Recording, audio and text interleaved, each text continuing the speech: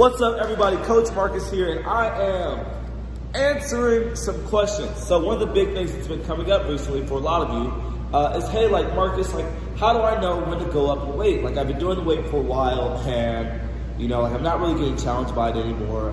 Like how do I go up in weight, right? So what we're gonna go over today is an easy way for you to know when you should go up in weight, because we all know if you're doing the same weight week over week over week, you're not pushing yourself, you're not challenging yourself, you're not going to see any results, right?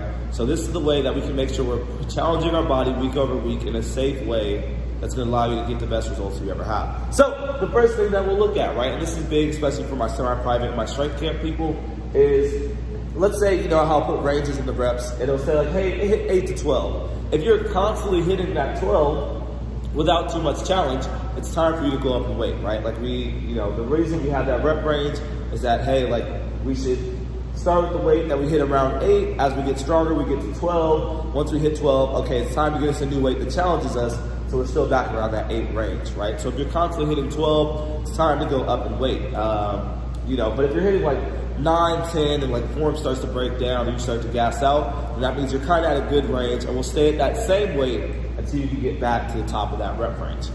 The second way that you'll know is, and this one goes for everybody, is when my RIR is too high. So RIR means reps in reserve, or like reps left back in the tank, which means if I were to say, hey, if you don't hit, I want you to hit as many reps as you can, or else I'm gonna make you eat 7 jelly beans, right? Then you would just go until you can't go anymore.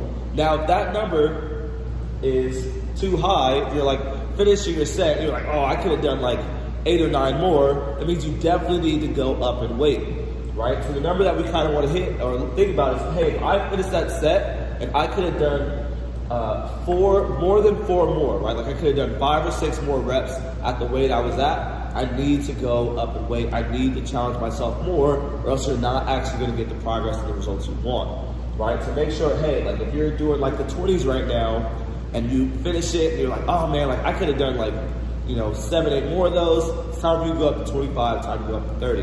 Which brings us to our next part. How much should I be doing, right? How do I know how much weight I should do? For this one, we want to think I'm going up anywhere from 2.5 to 20 pounds a week.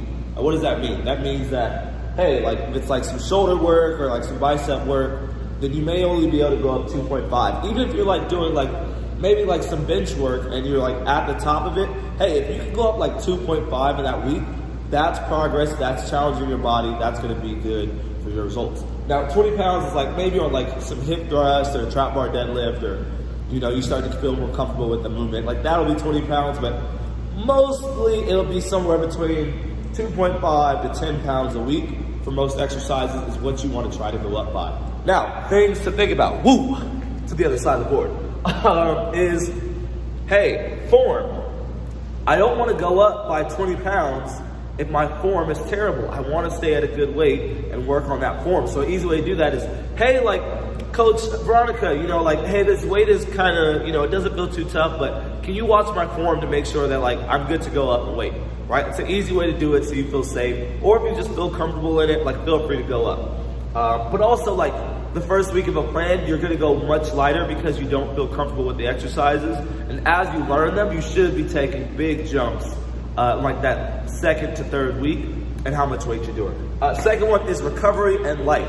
If you had terrible sleep, if you didn't get any sleep, if life has been crazy stressful, if you're currently crazy stressed and anxious, if you're on your period, if your kids are messing with you, if you just got off a 22-hour work shift, if you just got off a plane, you're gonna be doing less weight or about the same weight. So don't get too caught up in it on those days, because the last thing I want is for you to be crazy stressed out and you came in here to relieve it and you try to go too hard and you end up getting hurt, right? So that's the second thing to think about. And the last one is food. Hey, if you're not fueling yourself, you're not gonna be able to have fun here in the gym, right? So if you're showing up to your workout, barring my early morning people, if you're showing up to your workout and you don't have anything in you, you're not gonna be able to lift as heavy, right? Your body needs carbs, your body needs fuel to be able to really get the most out of your workout. So which would you rather have? A workout where you fueled yourself up and you were able to burn 400 calories and lift super heavy and have a great performance,